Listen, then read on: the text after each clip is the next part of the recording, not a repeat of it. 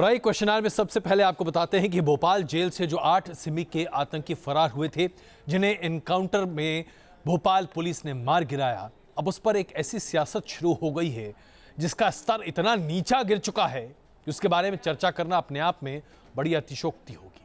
इसके बावजूद हम आपके सामने दिखाना चाहते हैं वो तमाम अतिशयोक्तियां जो आज प्रदर्शित करती हैं कि राजनीतिज्ञ अपना उल्लू सीधा करने के लिए हमारे देश में किसी भी स्तर पर गिर सकते हैं। आइए आपको दिखाते हैं कैसे एनकाउंटर पर एक ऐसी सियासत हो रही है जो घिनौनी है।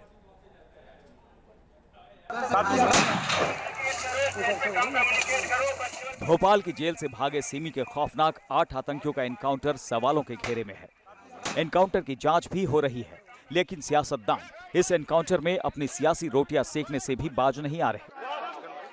आतंकियों का न तो कोई धर्म होता है और न ही कोई रंग। बावजूद इसके सिमी के मारे गए आतंकियों को मजहबी रंग देने की कोशिश की जा रही है। इस होड़ में ना तो बीजेपी पीछे है और ना ही कांग्रेस। क्या कारण है कि खंडवा में से निकलते हैं तो सिमी के मुसलमान निकलते हैं जेल तोड़ के, कोई हिंदू नहीं निकलता। भोपाल से भी जेल तोड़ते हैं तो मुसलमान के सिमी लड़के निकालते हैं, मुसलमान धर्म के सिमी के लोग ही जेल तोड़ते हैं, कोई हिंदू नहीं निकलता। और जब जेल टूटती है तो उसमें मुसलमान ही भागते, हिंदू नहीं भागते। आतंकियों के एनकाउंटर को समुदायों से जोड़ना समझ से परे है, लेकिन दिग्विजय ने सवाल उठाए तो बीजेपी भी भला पीछे कहां रहने वाली थी।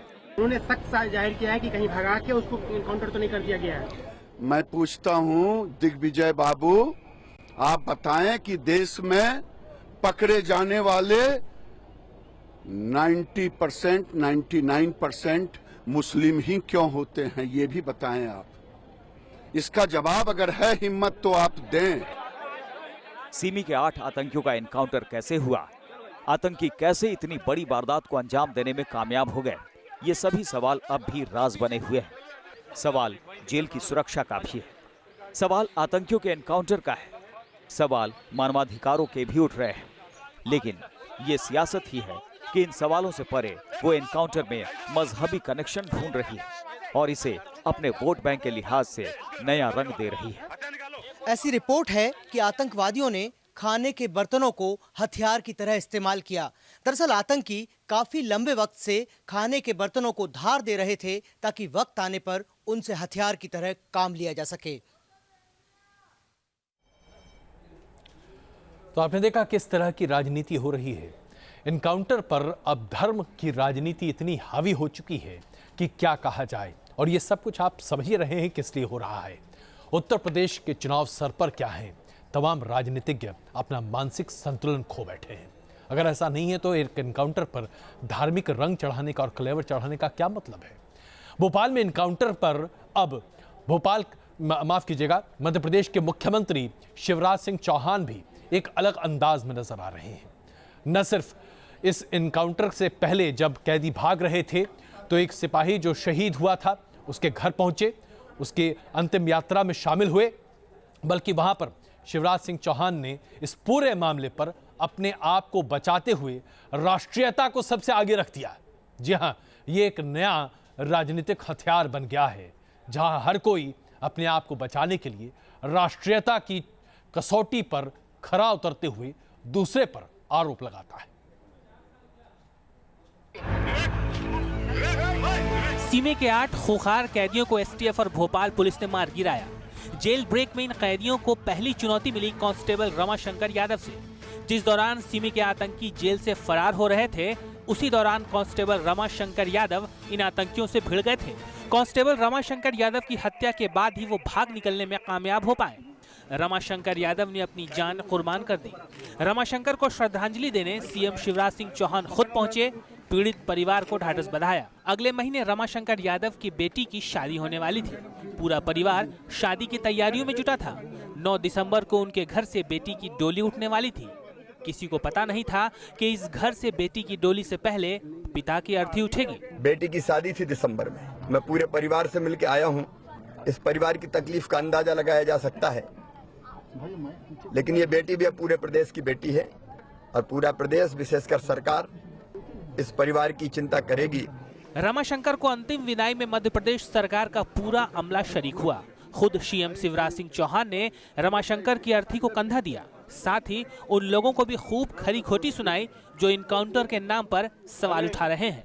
इन घटिया राजनीति, हर तरह की घटना, इस तरह की घटना पर करना, वोट बैंक की राजनीति करना। अब ये दुर्दांत आतंकवादी थे, पता नहीं बाहर जाके क्या कहर बरपाते अगर निकल जाते, लेकिन इनके लिए आसमान सर पे उठाने की कोशिश हो रही है। और शहीदों की शहादत के बारे में दो शब्द नहीं बोले गए। लानत है ऐसी राजनीति पर और लानत है ऐसे नेताओं पर भी। हालांकि शिवराज का बयान विपक्षी दलों को रास नहीं आ रहा। विपक्षी पार्टियों के पास सवालों की लंबी फहरिस्त है। ये नहीं बताया जाता कौन से शस्त्र थे। एक शस्त्र बताया जाता कि एक छुरा था, और छुरा भी ऐसा लगता है जैसे अभी खरीद के लाए हो। कपड़े भी नए नए पहने हुए थे, रिस्ट वॉच भी पहने हुए थे, नए कपड़े थे, बड़े बड़े ब्रांड नेम्स के कपड़े पहने हुए थे। ये भी अजीब बात है कि 2:30 बजे निकले और सुबह 8 बजे तक वो इकट्ठे घूमते रहे। इसकी जांच होनी चाहिए, इसकी जांच होनी चाहिए कि फेक इनकाउंटर है कि जेन्युइन इनकाउंटर है, इसमें संदेह है, इसलिए इसकी जांच होनी चाहिए। जाहिर है विपक्षी दल इस इनकाउंटर को सियासी मुद्दा बनाकर शिवराज को घेरने में जुट गए हैं। कई सवाल ऐसे हैं जो अब तक राज बने हुए हैं। सरकार के सामने पूरे मामले का सच लाना सबसे बड़ी चुनौती है। Neeraj Srivastava, News Nation, Bhopal.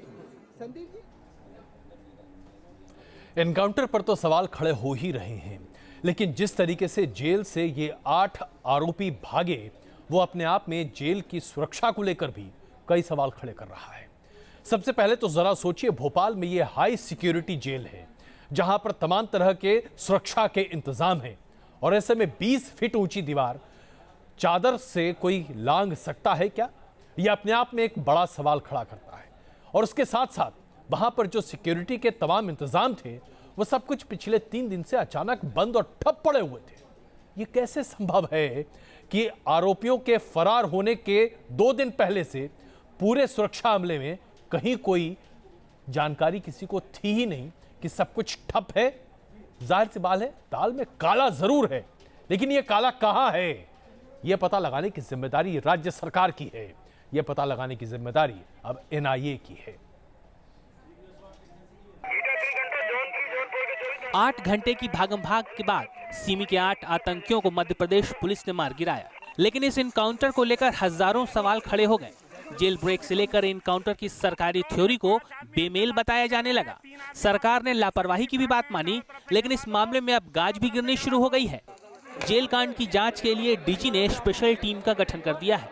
24 लोगों की टीम में 3 उप जेलर, 27 हेड कांस्टेबल शामिल हैं। भोपाल एनकाउंटर केस के STF चीफ संजीव शमी को हटा दिया गया है। NHRC ने राज्य सरकार से रिपोर्ट मांगी है।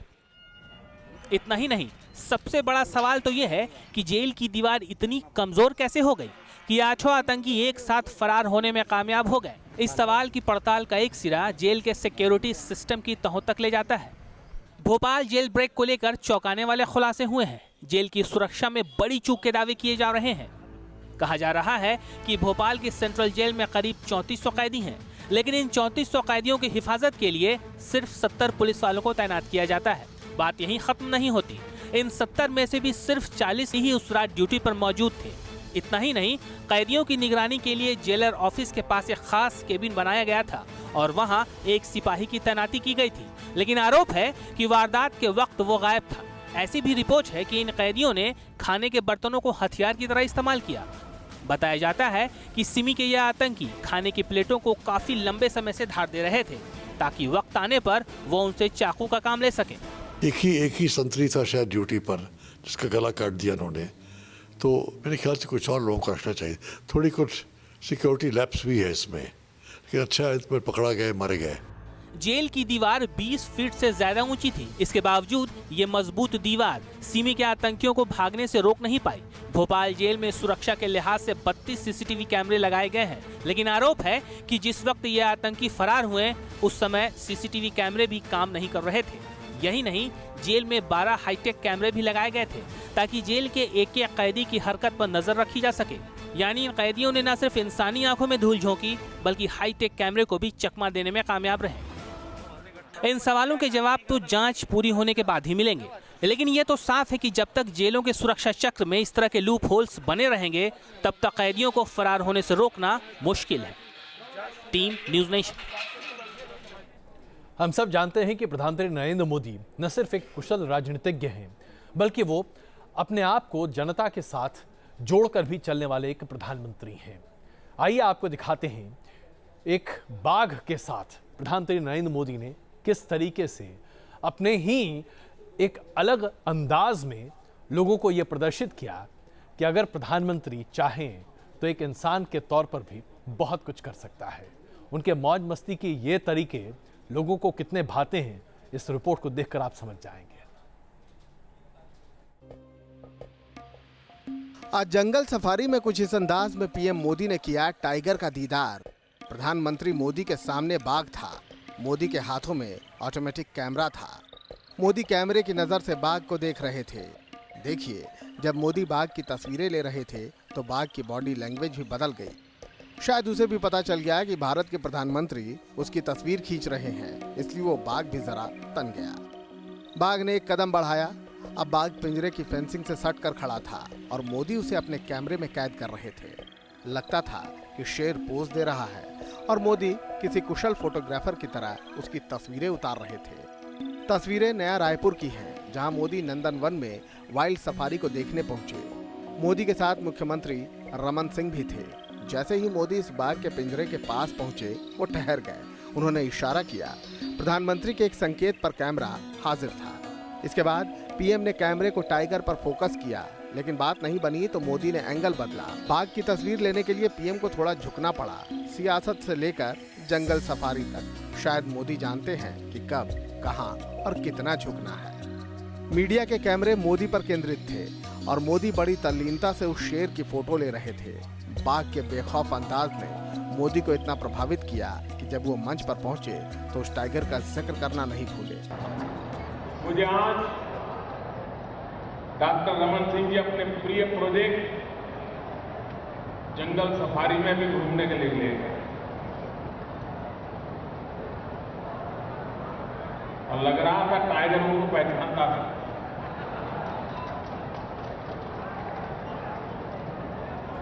आंख में आंख मिलाने के लिए चला आया।